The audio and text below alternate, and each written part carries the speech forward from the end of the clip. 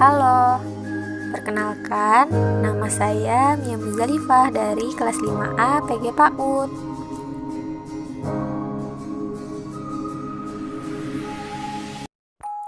Nah, siapa yang tahu apa itu pendidikan inklusi?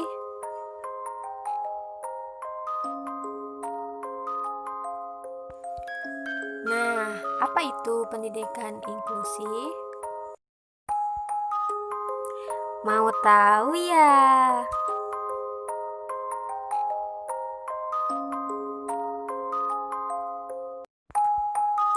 Yuk kita cari tahu apa itu pendidikan inklusi.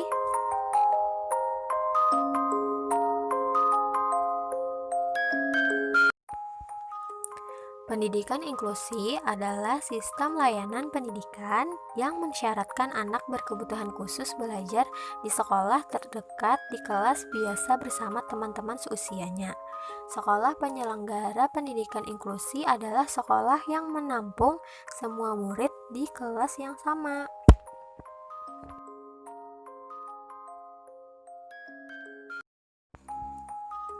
Anak berkebutuhan khusus dapat memperoleh layanan pendidikan yang bermutu.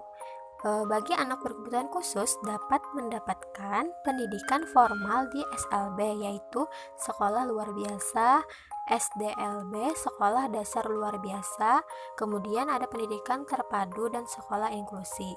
SLBA dapat menampung tunanetra, SLB-B bagi anak tunarungu, SLBC bagi anak tunagrahita, kemudian ada SLBD bagi anak tunadaksa, dan SLBE bagi anak tunalaras.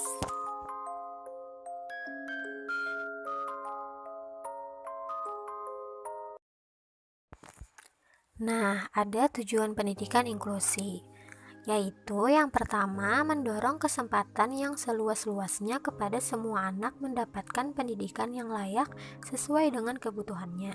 Kemudian yang kedua, membantu mempercepat program penuntasan wajib belajar pendidikan dasar 9 tahun. Lalu yang ketiga, membantu meningkatkan mutu pendidikan dasar dan menengah dengan menekan angka tinggal kelas dan putus sekolah. Kemudian yang keempat, menciptakan sistem pendidikan yang menghargai keberagaman, tidak diskriminatif, serta ramah terhadap pembelajaran.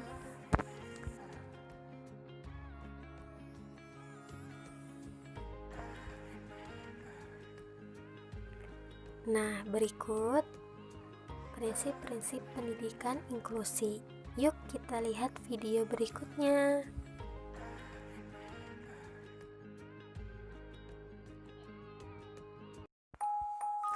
Yang pertama, prinsip pemerataan dan peningkatan mutu, yaitu pemerintah mempunyai tanggung jawab untuk menyusun strategi upaya pemerataan kesempatan memperoleh layanan pendidikan dan peningkatan mutu. Pendidikan inklusi merupakan salah satu strategi upaya pemerataan kesempatan memperoleh pendidikan. Selain itu, pendidikan inklusi juga merupakan strategi peningkatan mutu. Kemudian yang kedua, prinsip kebutuhan individual, yaitu setiap anak memiliki kemampuan dan kebutuhan yang berbeda-beda. Oleh karena itu, pendidikan harus diusahakan untuk menyesuaikan dengan kondisi anak. Yang ketiga, prinsip kebermaknaan, yaitu pendidikan inklusi juga harus menciptakan dan menjaga komunitas kelas yang ramah, menerima keanekaragaman, dan menghargai perbedaan. Kemudian yang keempat, prinsip keberlanjutan, yaitu pendidikan inklusi diselenggarakan secara berkelanjutan pada semua jenjang pendidikan. Kemudian yang terakhir, prinsip keterlibatan, yaitu penyelenggaraan pendidikan inklusi harus melibatkan seluruh komponen pendidikan terkait.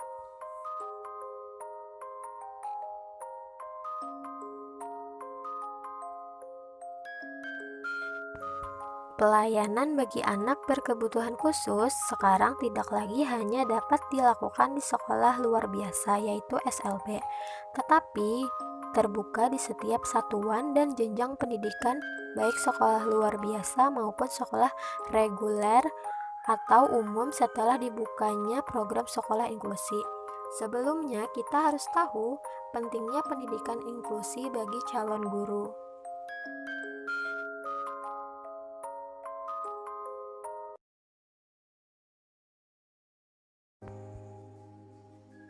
Nah, kamu harus tahu betapa pentingnya pendidikan inklusi ini bagi seorang calon guru. Yuk kita simak penjelasan berikutnya. Nah, para calon guru perlu dibekali materi mengenai betapa pentingnya pendidikan inklusi ketika mengajar nanti. Hal ini untuk mengantisipasi jika pada suatu saat nanti anak-anak yang dihadapi nantinya kemungkinan tidak semuanya anak normal, artinya ada anak yang memerlukan pelayanan dan bimbingan khusus yang diakibatkan karena disabilitasnya. Sebelumnya, sebagai calon guru perlu menyadari adanya hal-hal sebagai berikut, yaitu yang pertama, semua anak mempunyai hak yang sama untuk tidak didiskriminasikan dan memperoleh pendidikan yang bermutu. Kemudian yang kedua, semua anak mempunyai kemampuan untuk mengikuti pembelajaran tanpa melihat kelainan dan kecacatannya. Yang ketiga, perbedaan merupakan penguat dalam meningkatkan mutu pembelajaran bagi semua anak. Yang keempat, sekolah dan guru mempunyai kemampuan untuk belajar merespon dari kebutuhan pembelajaran yang berbeda.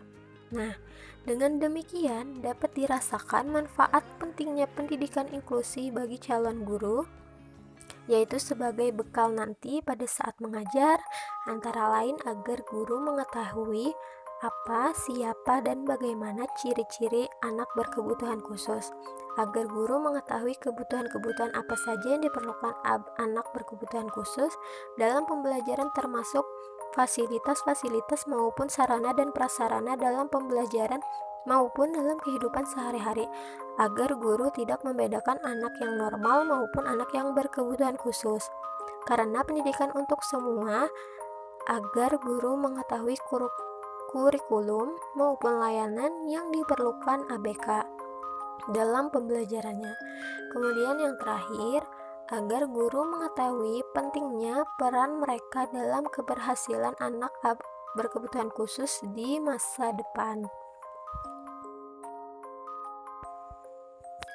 Nah, kesimpulan dari materi tadi yaitu pendidikan inklusi adalah proses pendidikan yang memungkinkan semua anak berkesempatan untuk berpartisipasi secara penuh dalam kegiatan kelas reguler, tanpa memandang kelainan ras atau karakteristik lainnya.